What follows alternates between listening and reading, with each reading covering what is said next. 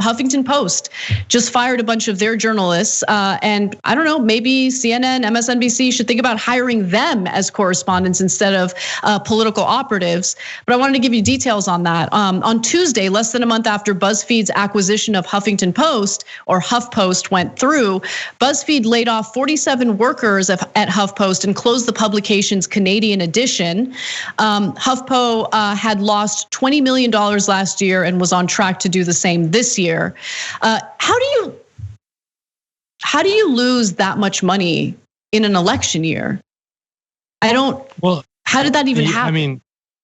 Because it doesn't matter. The economics of online print, online writing have collapsed in recent years. It's just, that there is no model for writing takes online anymore, for writing articles, it's completely unsustainable. It's all been swallowed up by Facebook and Google. And so they're screwed no matter what they did. So yeah, it's a sad state. It's why I think that, as we look at the wreckage of what used to be a thriving journalism industry, which was never, by the way, a profitable business in and of itself. It was profitable because it was essentially subsidized by being allowed to be a monopoly. The news business used to be a monopoly in the cities in which they lived. You can only have one newspaper, really. Sometimes you had two, but at most one or two. You didn't really have competition, and so that was how the news business survived. Ditto, the news networks in the sort of heyday of like Edward R. Murrow and things like that, and Walter Cronkite were massive loss leaders for their networks. They were just forced to be there by the government. The government essentially forced the networks to have news networks that lost tens of millions of dollars every year, and they saw it almost as a point of pride. Like the head of the news division was proud to lose so much money, right? It was completely the opposite of what it is now. Once the news actually had to make money on the open market, it collapsed because it just is not. The for-profit news model is, with very rare exceptions like TYT, which is viewer supported, and that's why you guys, are able to keep a lot of the independence that you have. It's just unsustainable. It's just not gonna work. It ain't gonna work. Yeah, it's hard, and it's a grind, right? Like, everyone at TYT does the job of several people at once, and that's. It's hard. It is hard. It is a grind, and obviously it's hard to find sponsors who we believe in, because there aren't that many companies out there whose practices we agree with. But what you're touching on, Nando, is important because something that most people don't know about is the fairness doctrine. And I remember learning about it in college, but I was I was a college student. I was kind of dismissive of it. And it wasn't until you mentioned it that it sparked my memory. And then I did some research into it and did a lengthy decode segment on it on a day when you weren't on the show for Weekends on Jacobin. And it was a great piece of legislation. It wasn't legislation. It was FCC regulations that ensured that the public's interest was the priority in news reporting as opposed to profits. And conservatives hated it. They hated it because what the Fairness Doctrine also did was it ensured that if someone was going to come onto a news program and they were going to be critical of anyone, well, then the person that they were being critical of needed to be notified with enough time in advance in order to respond to the allegations or the accusations. And so, of course, conservatives don't want to do that. They're like, wait, you want us to be fair? And under the Reagan administration, the FCC effectively repealed the Fairness Doctrine in its entirety. And that was when Fox News exploded, when conservative talk radio exploded. So what you're saying is there's a lot of truth behind it, and we have history to back it up. People are wary of government regulation of the news because they think of it as censorship. And there is something to that. there is something to that. But if we in theory live in a democracy, government regulation is us regulating ourselves, if that makes sense, right? We have the control in theory in a democracy, right? So in and of itself, government regulation over the media should not be a problem. But we've accepted private regulation of the media, meaning that if you kind of leave it purely to the private sector, which is under no democratic control, zero democratic control, they're allowed to regulate the media as much any way they want, right? They have a de facto veto power over anything that is published, right? I mean, Jeff Bezos, the richest man in the history of the world, owns the most important newspaper in the capital of the most powerful country in the world.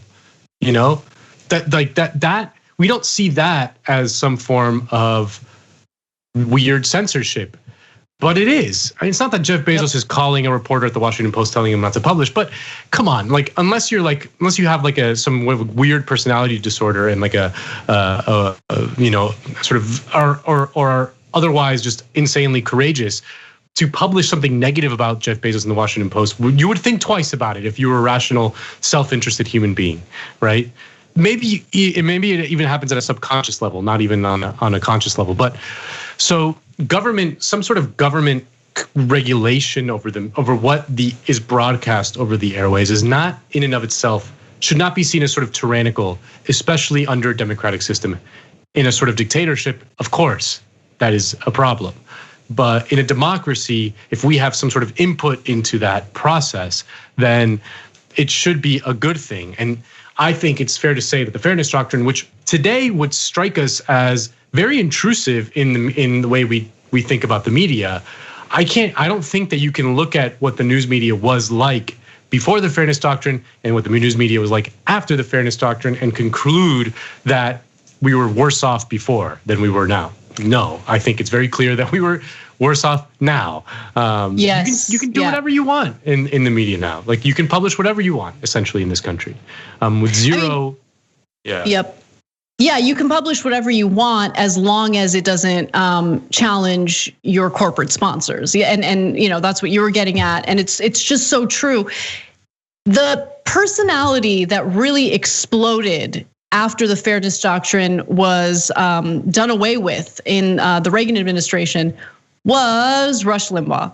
Rush Limbaugh's career. R.I.P. to a real one. Yes. So Rush Limbaugh. That's like. It's all you need. I mean, that's the only example you need. Getting rid of the fairness doctrine was a disaster. Now, obviously, you would need to modernize it, given how the media landscape has changed. There's no question. But Branko Marcetic wrote a really good piece in Jacobin about how even today, still till this day, the vast majority of Americans consume their news media from television.